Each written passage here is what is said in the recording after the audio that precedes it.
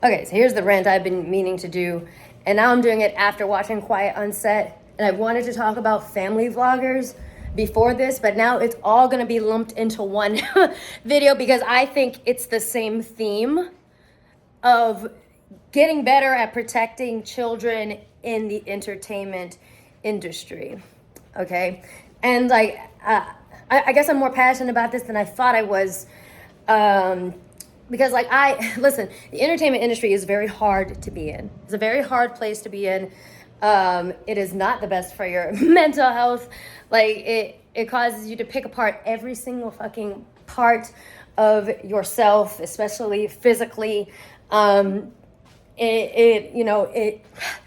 makes you very, very hyper aware of, kind of where you fall in society, just based on what you look like. And if you don't have already okay mental health, it can be very hard. Speaking as someone who apparently has never had okay mental health, but really doesn't have it now, it is very hard. But the payoff is that you get to do the job that you love. I love acting. I love performing. Like from the moment I got cast in musical theater in high school and I got Sandy in Grease, I was like, this is the shit. I want to do this for the rest of my life. This is so fun. I love this so much. And like when you have kids that are like developing that passion from a very, very young age and they don't know how badly the world can screw them, all they know is that they really like doing this and they want to do it because they're kids. Like, everything should be as fun as possible when you are a kid. And I feel like you should want to protect that joy as much as possible. Protect that no matter what, so they get to grow up in this passion, being like as safe as possible. And that does not across the board happen. And here's the thing too, because it's not just the boots on the ground people on set that work on set that are the concern here. Because the parents cannot be automatically trusted either. They cannot. I am not saying that if you're an entertainment parent, automatically you're a piece of shit. I am not saying that. But I am just saying that a very, very, very large number of entertainment parents, of child actor parents or whatever, have and did and will sell their kids down the river for a check. And I'm not just talking about, Quiet on Set. I watched the R. Kelly documentaries. I watched every single one. Every single disgusting one. And I don't give a shit, but not only, every adult failed those girls. Every adult failed those girls. And some of the parents as well. Because do parents get manipulated? Yes, of course they do. Sometimes anyone can be manipulated. But the fact of the matter remains that I don't think the fact of the matter remains that you're responsible for this fucking person that you produced or chose to take care of. Okay? They have no one else. Like, you are here to be their guardian. You are here to be you are here to be their protector. That is your primary job. What the fuck? Do the job. But a lot of the parents are aiding in the exploitation. And I'll get to family vloggers later. But listen, I had a brief stint as a child actor model, or very, very, very, very, I'm talking very, very young, in the 90s. But it was getting somewhere. Like, I made some decent fucking money, especially in modeling. I did some spreads for, like, I think Foley's and Sears and shit. I got clippings of them somewhere. I know my mom does. And, like, I would audition for things, like, pretty big things for my age, like Little Rascals and stuff. I didn't make it, obviously, but we were getting up there,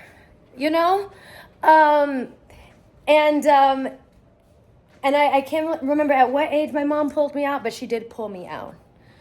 of that world. And my father was furious. It's no secret how I feel about my father. I've made a lot of jokes at his expense, my late father. But he was fucking furious because I did make a lot of money. Okay, and my mom, she was concerned for my health. She just like, and I think she saw that my dad did see me as a cash cow because he ran through that fucking money. He ran through that money so fucking fast. I think she realized that I was a cash cow to him, and she pulled me out because she did not want that for me. And even that didn't fucking stop him. Okay, because I was a cash cow my entire life. This man didn't ever stop, never stopped trying to make me into a Disney kid, into the next fucking Miley Cyrus, Beyonce. Like, I'm not even like that is what he was endlessly trying to do, picking apart my appearance, my smile, like making me practice, singing and clarinet and stuff for hours in the bathroom of the motel we lived in, the motel that we lived in, because he bankrupted us. And somewhere along the line, I became the golden child. I became the perceived, I guess, savior of the family. I was how we were going to get out of poverty. I was going to make us honey. I was going to be rich and famous, and I was going to make the family rich. And a lot of these fucking parents, they do that too. They put the entire financial well-being of their fucking family on these children. A burden that children were never, ever meant to have. Ever. And again, I wasn't even a very successful child actor before, but even still, that pressure was put on me for years and years and years, and I don't think I ever really released myself from that pressure until my mid-20s. Until my mid-fucking-20s. Even just that fucked me, it fucked me up really, really fucking bad. I said this to my husband last night, and I've been saying it a lot lately, but if you are a gifted and talented child that has the misfortune of being born to at least one narcissistic parent, it's over. Unfortunately, it's like, I feel like you are doomed from the fucking jump. You're doomed from the fucking jump because, when that parent figures out that you're good at anything, 9 times out of 10, you will be used and you will be exploited for the self-actualization goals and financial goals of that fucking parent. And you won't, and because you're a child, there's nothing you can do to protect yourself really from that. And you may not even realize how deep the damage goes until so much fucking later. And then by that time, you realize that your entire childhood and your ability to dream for yourself was stolen, and you can't get it back. And now you're sitting here 20s, 30s, like, what the fuck? If you live that fucking long,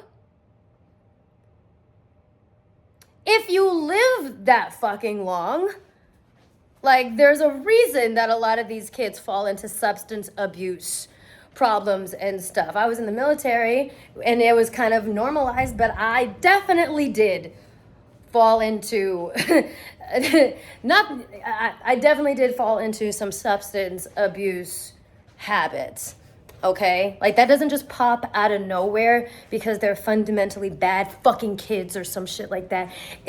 There's genetics, first of all, and then, like I said, it doesn't come out of fucking nowhere. And this is where I get to fucking family vloggers, because now the ways in which children can engage with the entertainment industry, it has evolved.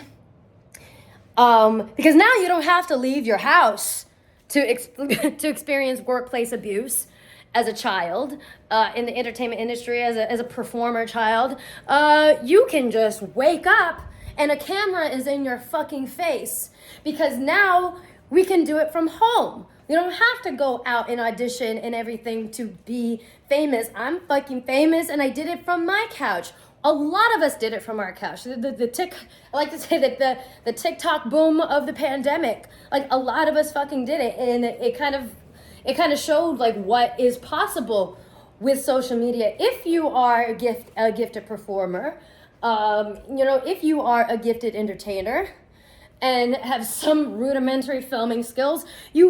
I'm just holding up my iPhone right now. Like, yeah, you can achieve, levels of fame without ever leaving your house. And that's great.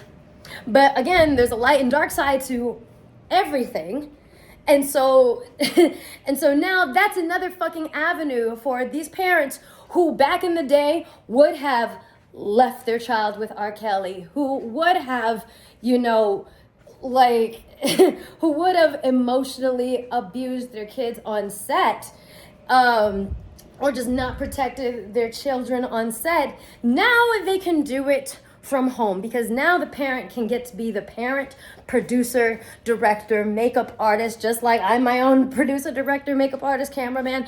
Like, now this is a whole new realm of functioning that they can do now, because now they get to be the basically one all-powerful,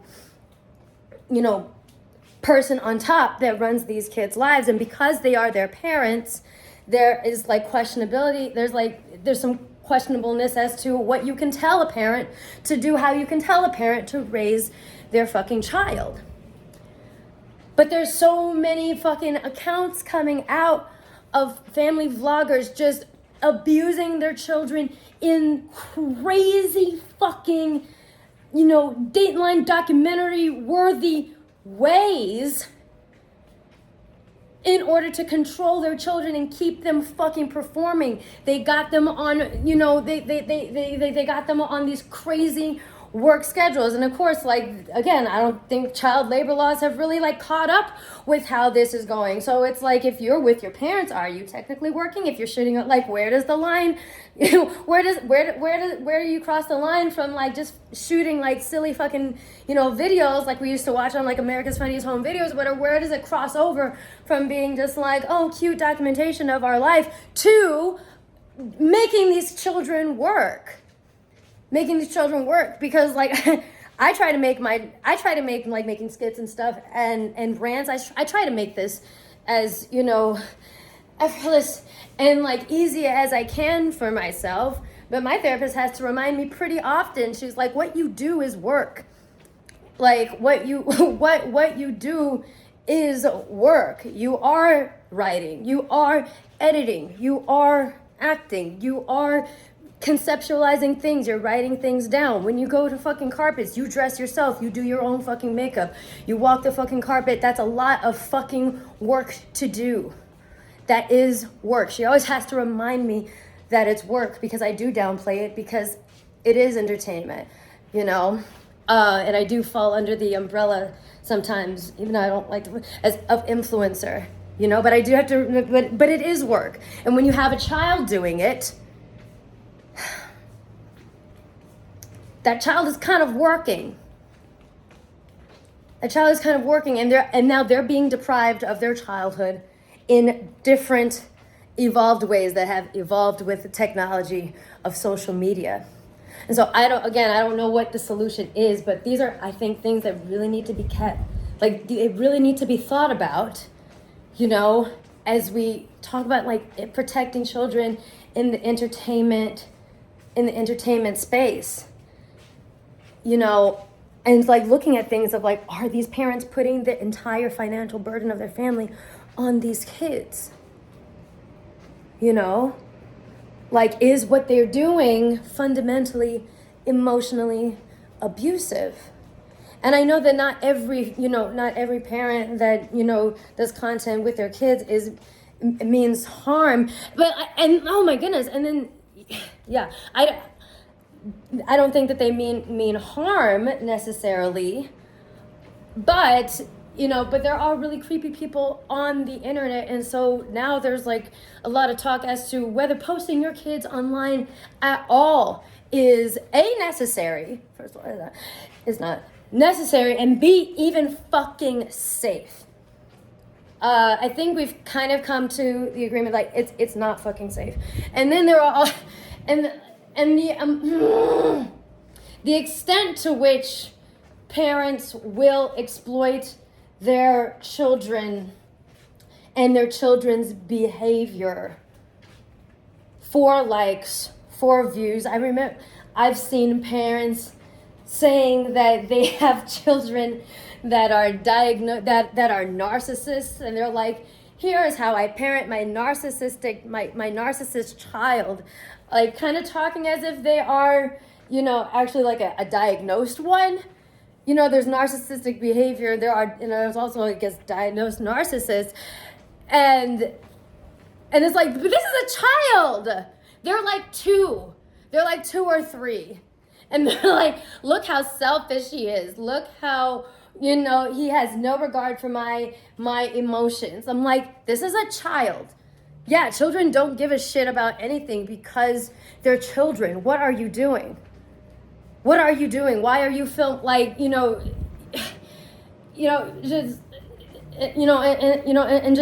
some children with, some, like learning ailments or whatever, when they have meltdowns and stuff like that, you've got the parents filming this filming this in the name of, I just want to be candid about my experience as a parent of, a child on the spectrum, a parent. I'm like, okay, but when you're putting, okay, it is, yeah, that is fucking hard. But what is more important to you? What is more important to you? Feeling like validating yourself on the internet, or the fact that everything on the internet lives forever, and so one day your kids are going to be able to log on there and see what you said about them and see what you filmed and put out there? Because like I'm on the fucking spectrum, and like the difficulties that come with that are not easy. They're really fucking hard, and like meltdowns and stuff can be really, really fucking embarrassing. And it's up to every person individually, right, to decide how, to deal with that in their own way. I post a lot about my mental health, right? I do talk about being on the spectrum every once in a while, but I'm also an adult, and I chose to do that. I consented to fucking doing that.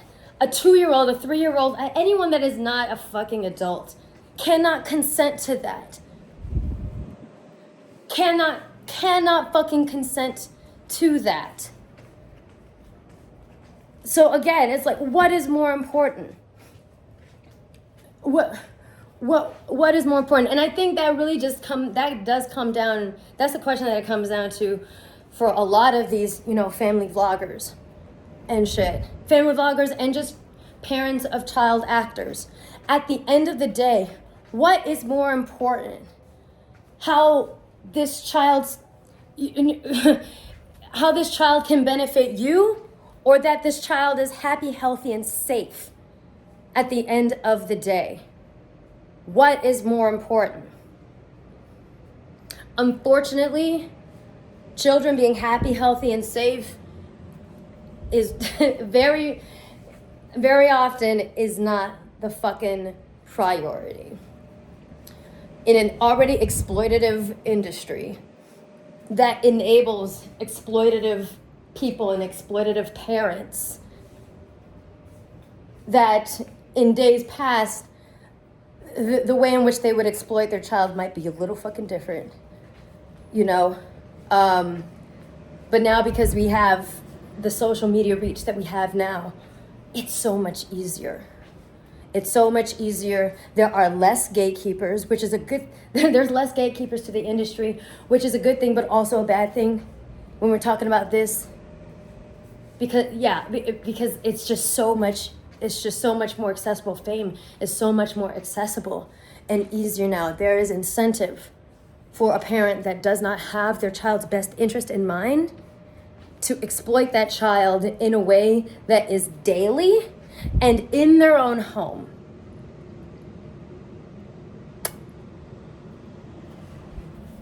So yeah. So fucking, yeah.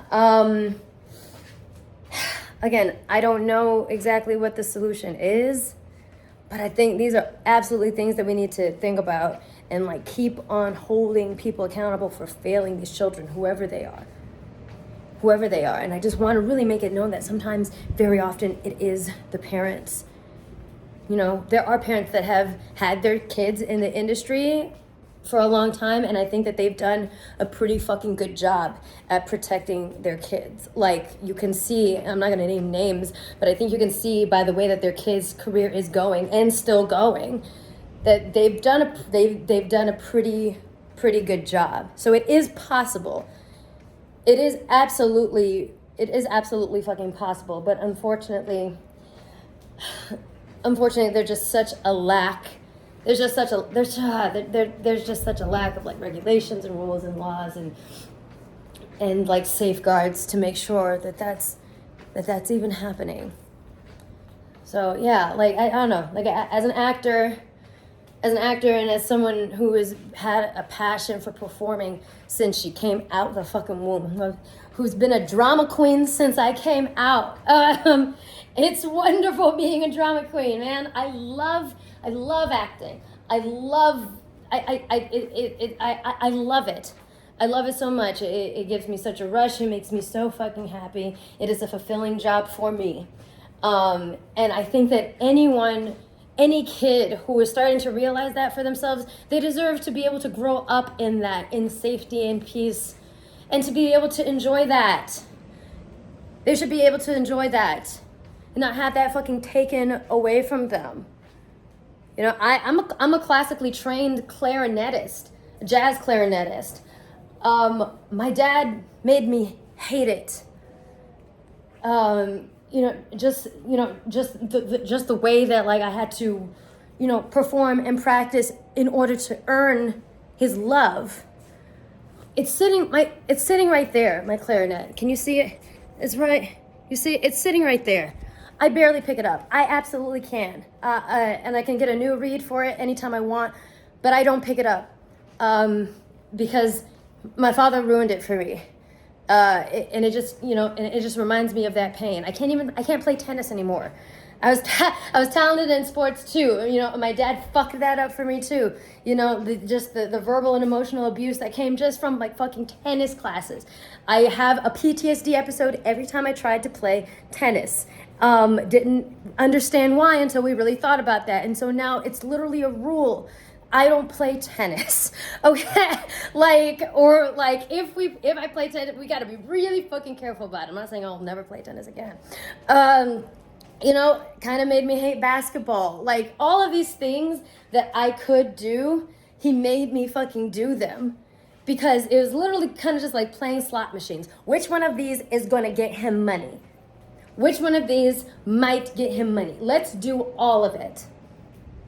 And a lot of those things that I grew to love, but then he saw that only as a way to exploit me and get money out of it. A lot of those things I hate to do now. And that is sad. That should not have been taken from me. I should still want to be able to pick up a clarinet. I should be able to pick up a tennis racket without having a fucking mental breakdown. And if I hadn't discovered musical theater on my own, like stage theater on my own in high school, and realized on my own outside of his influence that I really liked it, and by then I was like 16, so like kind of old enough to,